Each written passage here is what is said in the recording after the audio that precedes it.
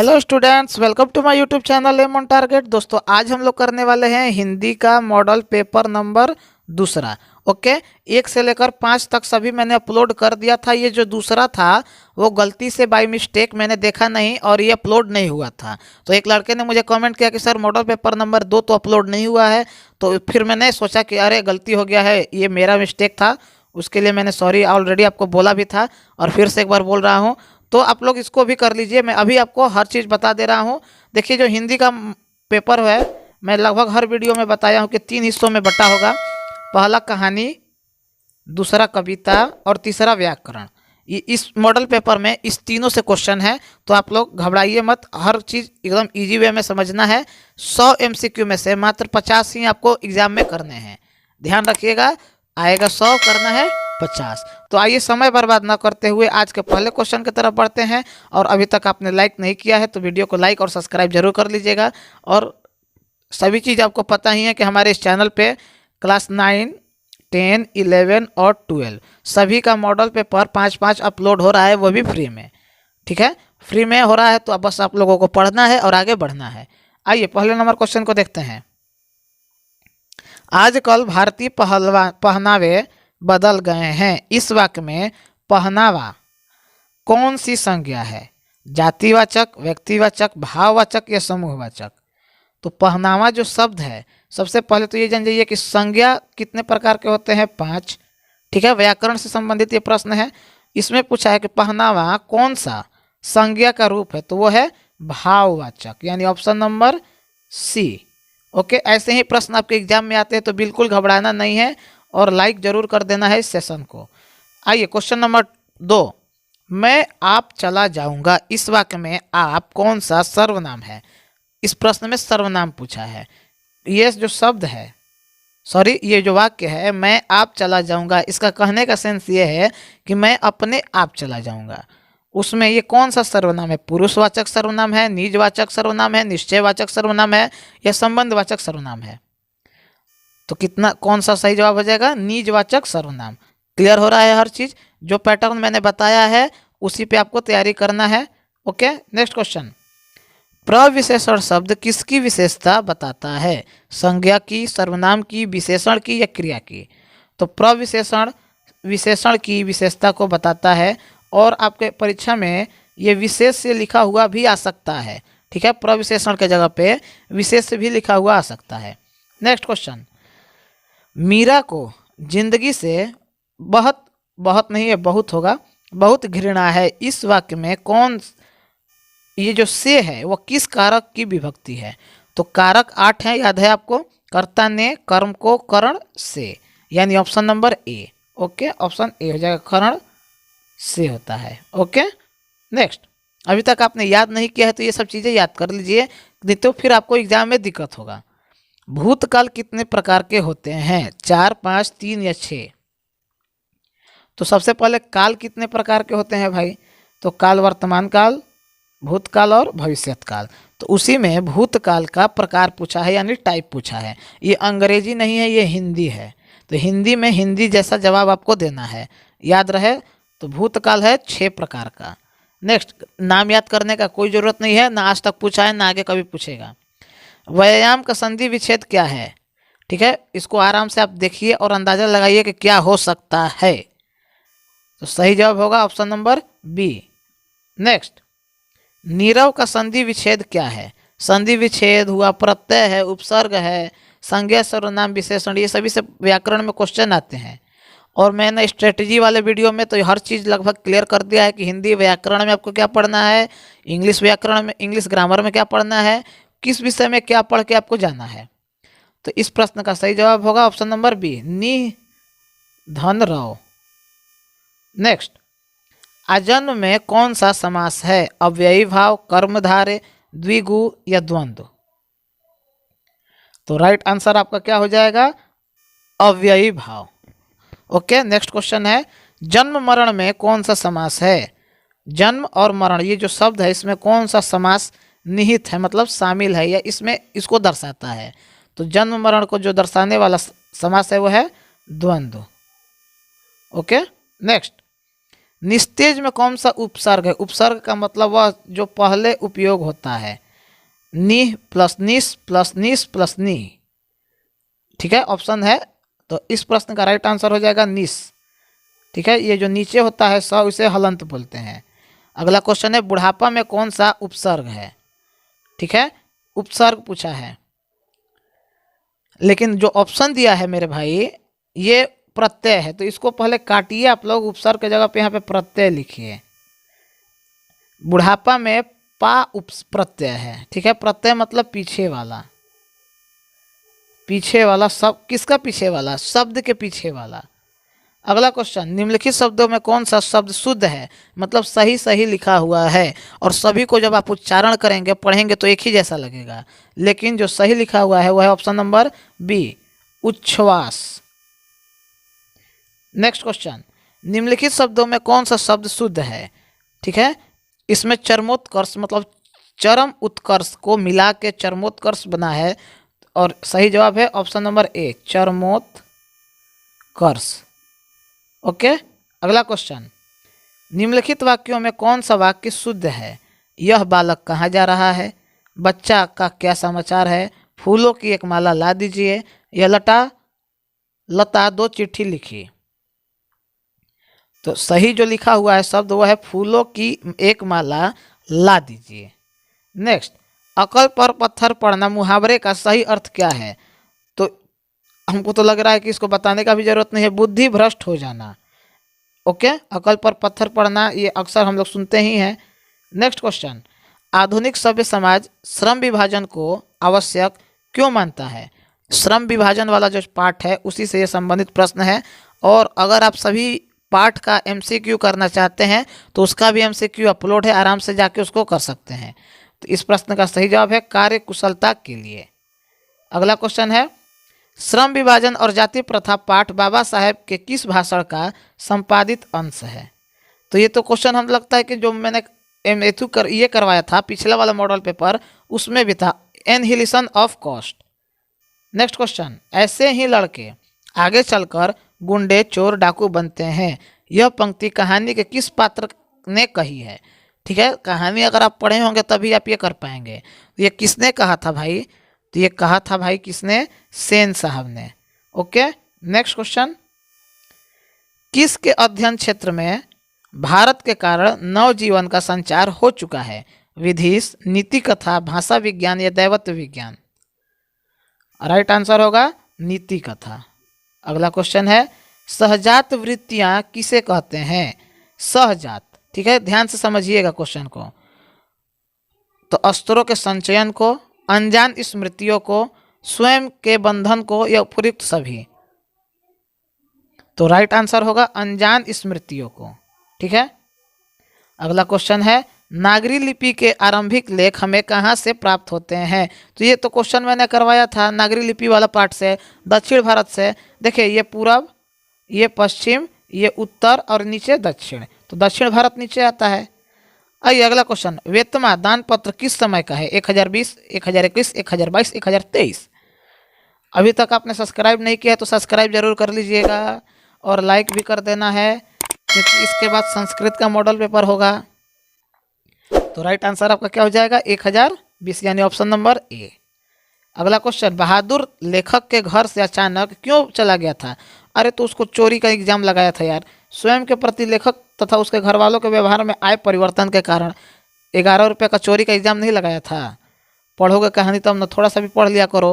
और मैंने बताया ही है स्ट्रेटजी वाला वीडियो, आप लोग खोज लेंगे आराम से, कहाँ है, एक ही दो दिन पहले तो ये अपलोड भी हुआ है। तो उसमें मैंने बताया है कि कौन कौन सा पार्ट पढ़ के एग्जाम में जाना है ताकि आपको अच्छा स्कोर करने में आसानी हो। आइए क्वेश्चन नंबर 24, साहित्य की परंपरा का पूर्ण ज्ञान किस व्यवस्था से में संभव है? सामंतवादी, पूंजीवादी, समाजवादी या उपयुक्त सभी? तो आपका सही जवाब हो जाएगा समाजवादी व्यवस्था, यानी ऑप्शन नंबर सी में। नेक्स्ट, पंडित बिरजू महाराज का जन्म कब हुआ था? 4 फरवरी 1938, 4 फरवरी 1937, 1936 या 1935? फरवरी सब में कॉमन है, तो फरवरी को मत देखिए, केवल डेट बताइए कि कौन सा होगा। तो राइट आंसर आपका होगा ऑप्शन नंबर ए, 1938। ओके, थोड़ा पेन डार्क नहीं है ना, इसको थोड़ा हम बड़ा कर लेते हैं। देखिए ये मेरा कंप्यूटर वाला स्मार्ट बोर्ड है, हो गया ना थोड़ा बड़ा। नेक्स्ट, ल मादामोजेल द एवेन्यू किसकी कृति है? लियार्डो da Vinci, Picasso, Rabindranath Tagore या विंसेंट वैन गो? तो सही जवाब होगा पिकासो का। ठीक है, नेक्स्ट, ये तो एकदम इजी क्वेश्चन था। सीधे कहानी के राइटर का नाम पूछ रहा है। ला शत्रुज का धार्मिक उपयोग कब से कब तक होता है? 11वीं सदी से फ्रेंच क्रांति, 12वीं सदी से फ्रेंच क्रांति, फ्रांसीसी क्रांति 1789, ओके, 13वीं सदी से फ्रेंच क्रांति या 14वीं सदी से फ्रेंच क्रांति? तो सही जवाब है 14वीं सदी से फ्रेंच क्रांति तक। फ्रांसीसी क्रांति 1789 तक में हुआ था। और एफिल टावर कहाँ है? फ्रांस में ही है, याद रखिएगा। मछली कहानी में किस वर्ग का चित्रण है? उच्च वर्ग परिवार का, निम्न वर्ग परिवार का, निम्न मध्यम वर्गीय परिवार का या मध्य वर्गीय परिवार का? तो इतना हम आपके लिए कर रहे हैं, आप लोग थोड़ा सा शेयर और सब्सक्राइब करते रहिएगा यार। हम आपके लिए इतना कंटेंट दे रहे हैं और हमारे इस चैनल पे 9, 10, 11, 12 सबका कंटेंट फ्री में मौजूद है। तो अगर आपके घर में कोई भाई बहन या रिश्तेदार या कोई भी आपका अगर बिहार बोर्ड से तैयारी कर रहा है तो उसको हमारे चैनल के बारे में बताइए, जोड़िए।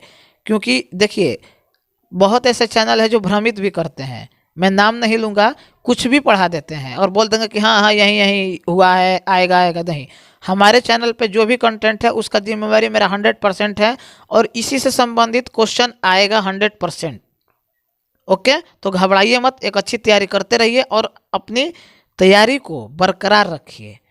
तो इस प्रश्न का सही जवाब है ऑप्शन नंबर सी, निम्न मध्य वर्गीय परिवार। नेक्स्ट, बिस्मिल्लाह खां के साथ किस मुस्लिम पर्व का नाम जुड़ा हुआ है? ईद, बकरीद, शब बारात या मुहर्रम? बिस्मिल्लाह खां का जन्म बिहार में हुआ था, याद रखिएगा, ये भी पूछ देता है। और ये बिस्मिल्लाह खां क्या बजाते थे? तबला की शहनाई। ओके, आपको पता ही है बिस्मिल्लाह खां शहनाई बजाते थे, हम भी थोड़ा कभी कभी मजाक कर देते हैं। मुहर्रम से ये संबंधित थे। नेक्स्ट, महात्मा गांधी के अनुसार उदात्त व बढ़िया शिक्षा क्या है? आध्यात्मिक शिक्षा है, यांत्रिक शिक्षा है कि अहिंसा है या साक्षरता है? तो महात्मा गांधी सत्य और अहिंसा के पुजारी थे, तो ऑप्शन सी देखिए, अहिंसा लिखा हुआ है, टिक करके आगे बढ़ जाइए, काम खत्म। देखिए दिमाग जहाँ लगाना है वहाँ हम आपको बोलेंगे कि दिमाग लगाइए, जहाँ सीधे सीधे काम हो रहा है वहाँ सीधे सीधे कीजिए। आइए क्वेश्चन नंबर 31, वाणी कब विष के समान हो जाता है? राम नाम के बिना, तीर्थ यात्रा के बिना, ज्ञान के बिना या इनमें से कोई नहीं? तो गुरु नानक वाला ये स्टेटमेंट है कि राम नाम के बिना वाणी जो है, वाणी मतलब हमारा आवाज़, वो विष के समान हो जाता है। आइए नेक्स्ट क्वेश्चन, रसखान के रचना काल के समय किसका राज्यकाल था? अकबर, हुमायूं, जहांगीर या औरंगजेब? तो रसखान विलोकत आपने सुना होगा, जहांगीर के शासनकाल में से इनका संबंध है।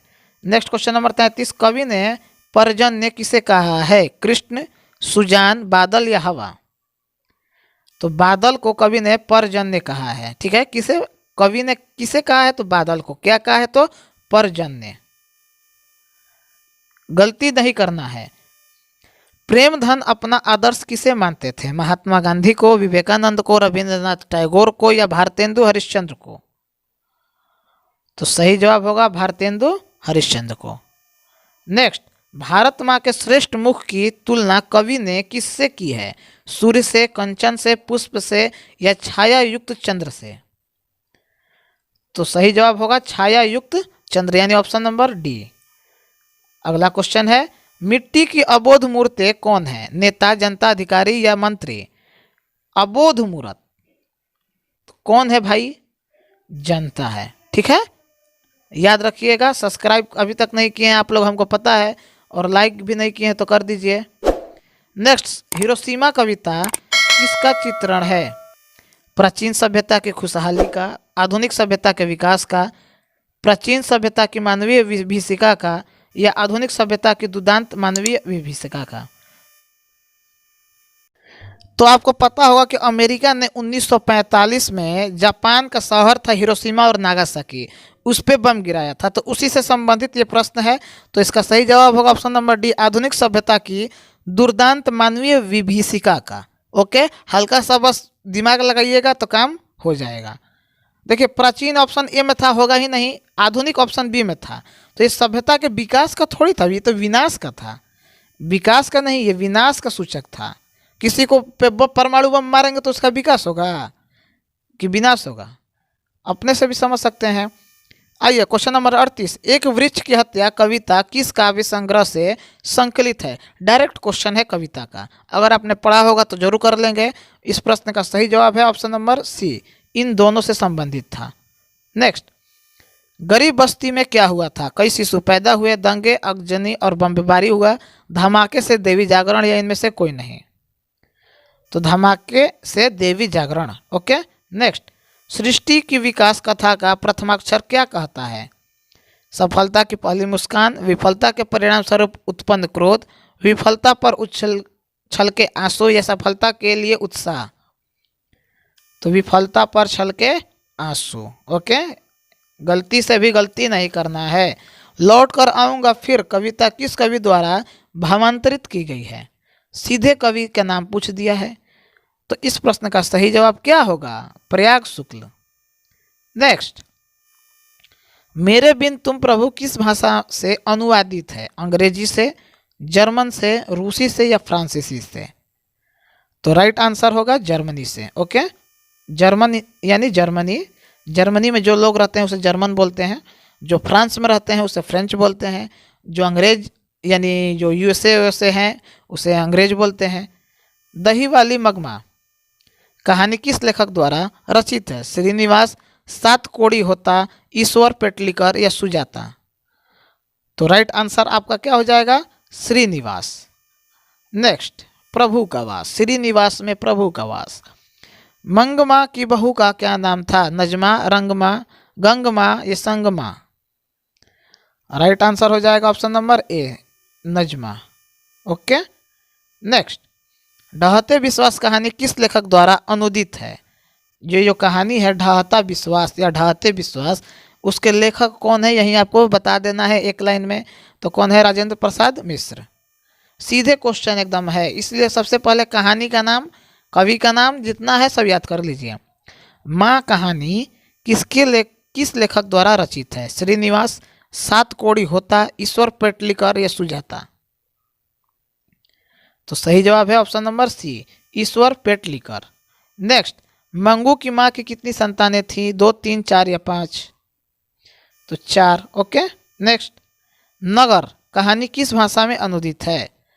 उड़िया, तमिल, गुजराती, या कन्नड़? तो राइट आंसर आपका हो जाएगा ऑप्शन नंबर बी, तमिल में।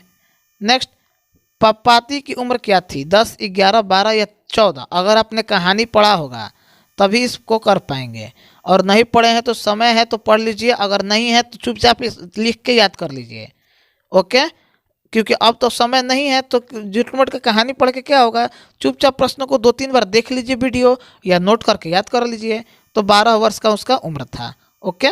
नेक्स्ट, आज का आखिरी क्वेश्चन, धरती कब तक घूमेगी कहानी किस लेखक द्वारा अनुदित है? तो राइट आंसर आपका क्या हो जाएगा? सांवर दैया। ओके, तो फ्रेंड्स कंप्लीट हुआ आज का हमारा मॉडल पेपर, और अभी तक आपने चैनल को सब्सक्राइब नहीं किया तो सब्सक्राइब कर दीजिएगा और लाइक। और एक बात ध्यान से, क्लास 9 में जो लड़के हैं उनको भी चैनल से जोड़िए, और 10th वाले तो आप हैं ही, 12th में भी सारे कंटेंट फ्री हैं। तो ज़्यादा से ज़्यादा चैनल के लिंक को शेयर करना है, और एक अच्छी तैयारी के लिए लोगों को बताना है कि हमारे इस चैनल पे पूरे बोर्ड एग्जाम की तैयारी फ्री में कराई जाती है। इसके लिए आपको 1 रुपया भी नहीं देना है। तो मिलते हैं कल से संस्कृत के मॉडल पेपर के साथ। 5 संस्कृत का मॉडल पेपर आएगा, तो निश्चिंत होकर तैयारी बस करते रहिए। अब हम लोग मिलते हैं नेक्स्ट वीडियो में, तब तक हमें इजाज़त दीजिए। Good bye, take care.